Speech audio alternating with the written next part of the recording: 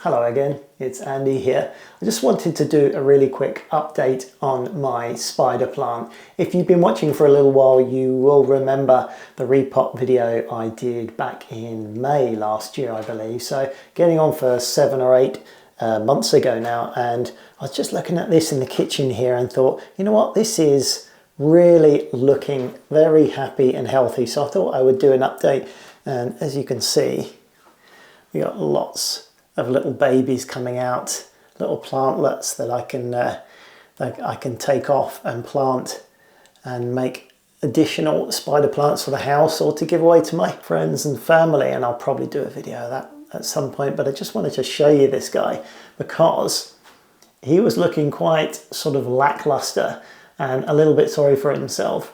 And when I actually took it out of the pot, it was so pot bound there was virtually no soil left.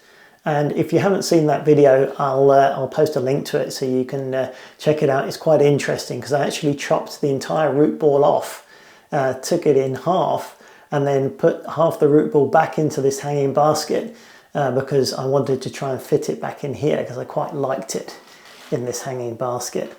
And so I cut it off in half. And as you can see, it's absolutely given it a new lease of life. It's very happy, very healthy, even though I neglect it most of the time. I water it when I think about it, and it's not a massive amount of soil in there, so it does dry out.